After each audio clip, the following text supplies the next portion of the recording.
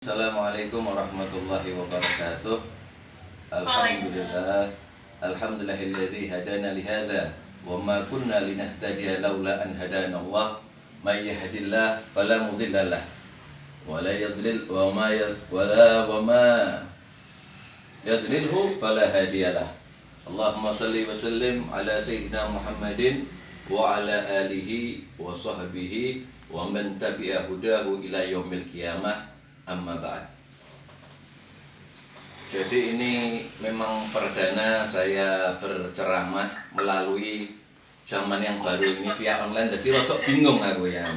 Sebetulnya saya mohon maaf, saya agak bingung karena memang era yang baru, zaman yang baru. Kalau dulu saya melihat di film-film zaman dahulu masih saya kecil itu memang melihat orang kok ngumpulnya secara virtual. Wah subhanallah, kita mengalami zaman ini. Entah ini memang zaman akhir atau zaman pertengahan, saya tidak tahu juga ini. Kok saya mengalami zaman bertemu dengan panjenengan semuanya dalam keadaan virtual seperti ini. Insya Allah kita semua termasuk daripada hamba-hamba yang selamat dunia, selamat akhirat, termasuk daripada hamba-hamba yang beruntung dunia maupun beruntung di yaumil qiyamah. Alhamdulillah,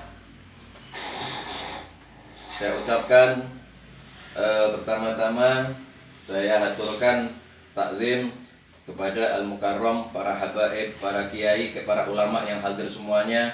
Ada Gus Munir, ada Gus Wardi, ada Gus Naim, dan semua panjenengan semuanya yang saya tidak bisa sebut satu persatu. Dan juga kepada Bapak Wawali, Dr. Andes Heru Purwadi, dan juga sahabat saya Pak Yai Ahmad Yubaidi yang berada di samping kamar sini. Karena saya tidak bisa dari rumah, dari tadi saya coba tidak bisa, jadi saya meluncur ke tempatnya Pak Yubaidi. Alhamdulillah, kita harus selalu mengutamakan syukur kepada Allah Subhanahu wa Ta'ala atas segala nikmat-nikmat baik yang dapat kita rasakan maupun banyak sekali yang tidak dapat kita rasakan.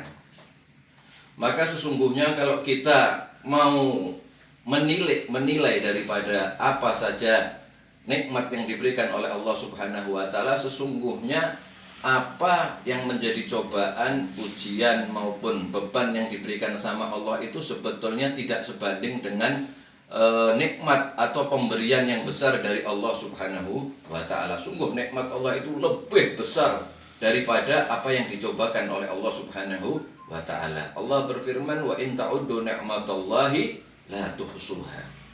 Kalau kita mau menghitung daripada nikmat Allah, maka kita tidak akan mampu. Bagaimana mungkin berapa banyak darah yang mengalir dalam diri kita, yang itu harus mengalir ke bawah ya ke bawah, yang ke atas ya ke atas, yang ke kanan kanan, ke samping ke samping. Bahkan Imam Haddad berkata bahwasannya sesungguhnya seorang hamba itu pada kedudukan syukur, tapi dia merasa dalam keadaan kedudukan sabar. Syukur kenapa? Karena kalau kita mau melihat, kata Imam Haddad, di dalam urat leher ini ada dua urat. Di dalam urat leher ini ada dua urat. Yang satu itu adalah urat bergerak dan yang satu adalah urat tidak bergerak. Ini mungkin kalau dokter tahu ya, kalau kita cuman meyakini aja gitu. Dikatakan seumpama urat yang bergerak itu tidak bergerak dan urat yang tidak bergerak menjadi bergerak, kita akan merasakan kesakitan yang luar biasa. Maka kita harus selalu bersyukur kepada Allah Subhanahu wa Ta'ala atas segala nikmat-nikmat yang bisa kita rasakan maupun yang tidak bisa kita rasakan. Banyak sekali nikmat-nikmat dari Allah yang luar biasa.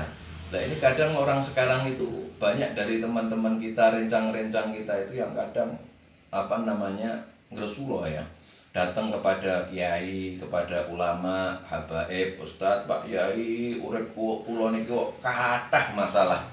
Pak Yai, urip kula niku lho, masalah gede banget, cobaan saking Gusti Allah iki azab iki. Mereka ndak tahu sing ditekani iki duwe masalah ya luwih gede. Kiyaine sing ditekani kuwi, waduh, wis masalahe nek dibabalke ya luwih malah mumet kuwi. Sing teko nggawa masalah, ketoke dhewe merasa bahwasane masalahnya besar, luar biasa. Oh, kiai ini duwe masalah mumet. Pak Yai mumet aku ya Allah, iki lho piye? Aku wis umur semene iki kok ora payu-payu, ora ngerti kiai ini lagi mumet. dikongkon karo bojone kon kawin meneh lak mumet to kiai ini. Waduh aku mah dikongkon karo bojoku mumet. Jadi sebetulnya kita harus selalu bersyukur kepada Allah. Para alim, para ulama, para kiai itu mereka punya masalah, cuman mereka memahami bahwasanya namanya hidup itu masalah. Lah wong jenenge wong mati saiki iki ya masalah. Apalagi namanya orang hidup. Seperti namanya perawat yang di Semarang kemarin kejadian wis ngewangi masalah corona, meninggal arep dimakamkan enggak boleh. Di sini tidak boleh, di sini enggak boleh lah. Namanya mati aja jadi masalah, apalagi namanya kita hidup. Maka kita hidup di dunia ini adalah bagaimana menyelesaikan masalah dengan positif atau dengan negatif, dengan cara yang baik atau dengan cara yang tidak baik. Kelak di yaumil qiyamah kita dipertanggungjawabkan tentang bagaimana menyelesaikan masalah-masalah di dalam kehidupan kita. Maka sungguh para alim, para ulama, orang-orang terdahulu selalu mengajarkan kepada kita, walaupun kita kena musibah dari Allah Subhanahu wa Ta'ala, kita selalu diutamakan bersyukur. Apa? Coba kalau kita tanya sama Gus Wardi, tanya sama Gus Munir, tanya sama yang lainnya, dalam keadaan mereka katanya sakit. Kemarin kalau tidak salah pernah kecelakaan Gus Wardi sama Gus Jarwo itu, tanya pripun Gus, alhamdulillah dapat nikmat saking Gusti Allah. Nah, mesti yang selalu diutamakan adalah alhamdulillah, mengucap syukur kepada Allah. Lah kenapa kok alhamdulillah? Alhamdulillah isih kayak urip, isih iso telepon. Dalam keadaan dikasih sakit yang lebih berat, alhamdulillah tonggoku ora lara ujug-ujug langsung modar. Nah, jadi selalu namanya syukur itu dikedepankan daripada lain-lainnya. Setelah itu kita dengan ikhtiar berusaha bagaimana mengatasi setiap permasalahan kehidupan itu dengan cara-cara yang positif, dengan cara-cara yang baik. Nek orang ngerti, ya takon moro ning Pak Yai. Walaupun Pak Yai ini duwe masalah luwih gede ora apa-apa parani. Pak Yai mumet nek ora ono tamu masalahe. Kok ora ono sing rene ya ngono. Waduh Gusti Allah jodak aku apa piye ya ngono. Karena datangnya tamu itu kan dari Allah, itu mendatangkan rezeki, mendatangkan barokah dari Allah Subhanahu wa Ta'ala. Jadi kadang ada yang datang, waduh Beb, bingung saya Beb dengan keadaan seperti ini sekarang ini Beb, bakal terjadi chaos yang luar biasa. Beberapa dari jamaah kita berkata, ini kalau terus-terusan seperti ini kan terjadi namanya chaos luar biasa. Perampokan besar-besaran begini loh, kok bisa? Dan terus ora iso maem, ora iso nyambut gawe.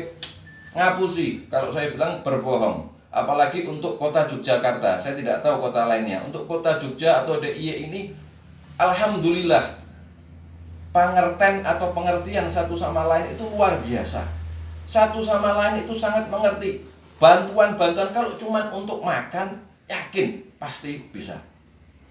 Cuman masalahnya, mereka ini orang-orang yang di jalan ini, wah biasanya iso ngombe, saya kira iso ngombe. Biasanya iso ngene, saya kira iso ngene. Nah, biasanya utut, saya kira iso utut. Nah, kalau cuman untuk masalah beras, untuk masalah makan itu insya Allah Yogyakarta itu kemarin saya dapat dari pemerintahan, dari dari RT-nya sendiri, bahkan dari organisasi-organisasi. Kemarin dari Jatman sendiri dapat, dari NU Peduli ya saya dapat. Sing tak delok mung siji, enek asepe ora ono mung beras kabeh. Alhamdulillah wong kene iki ahli hisab ya, dadi ngedelok wah kok ora ono udute, alhamdulillah udut kudu metu lan dene kan ngono. Alhamdulillah, jadi semua. Bahkan sampai namanya pernah sekali itu saya dibawakan buah. Itu sak bagornya besar dan luar biasa. Buah apa jenenge? Coklat. Buah coklat. Buah coklat sak mene iki apa ya buah? Kentang. Nah, kentang. Kentang tapi besarnya seperti ini, luar biasa sak gini. Tak pikir buah apa, anggur apa buah, ternyata buah kentang. Ada yang habis itu alhamdulillah. Tak bilang itu kentang kok bisa besarnya luar biasa. Kebetulan di rumah itu ada parutan. Ada parutan. Nah, ini saya nyoba parutan. Tak buat namanya French fries. French fries itu kentang goreng. Nah, kentang goreng itu jadi ternyata harus dikasih bumbu. Kayak bumbu jenenge apa? Jenenge nganggo uyah, pakai brambang, tikung, habis itu dimasukkan ke minyak. Minyaknya jangan sedikit, kalau sedikit nempel-nempel nanti malah remuk. Minyaknya kudu akeh kentang goreng. Wah Beb kok malah cerita ngono lah. Ya ini loh, salah satu hikmahnya. Sebetulnya namanya kalau Allah memberikan cobaan kepada kita, itu sebetulnya akan ada hikmah yang luar biasa. Baik yang dapat kita rasakan langsung maupun kelak kita bisa merasakannya.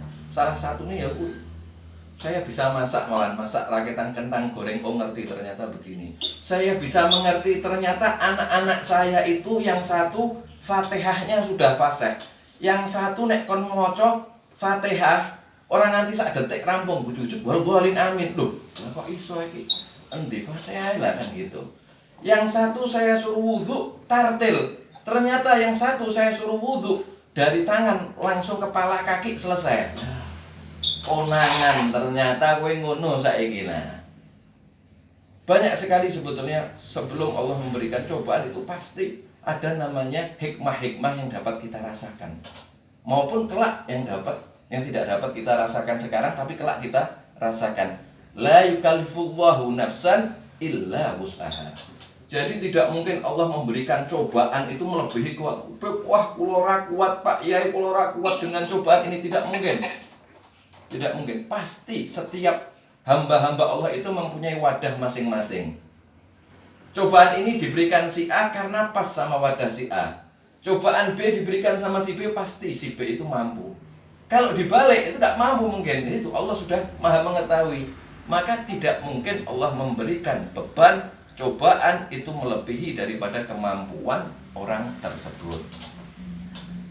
Maka di dalam keadaan sekarang ini, pandemi yang luar biasa ini, tapi insya Allah tadi dari Pak Wawali juga sudah menyampaikan yang luar biasa, sebuah motivasi dan juga sebuah inovasi. Bahwasannya ya kita dari NU sendiri juga harus maju. Ternyata kita juga harus namanya online seperti ini ya Pak Kiai juga harus belajar carane piye, apip barang kudu sinau piye.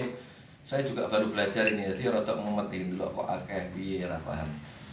Insya Allah, jadi ini adalah sebuah motivasi, inovasi daripada Pak Wawali untuk menyemangati kita. Ayo kita harus di depan juga, jangan sampai kita kalah sama yang lainnya. Bagaimana namanya pengajian di zaman sekarang ini, jangan sampai kita ketinggalan. Sehingga kita tetap manfaat untuk umat.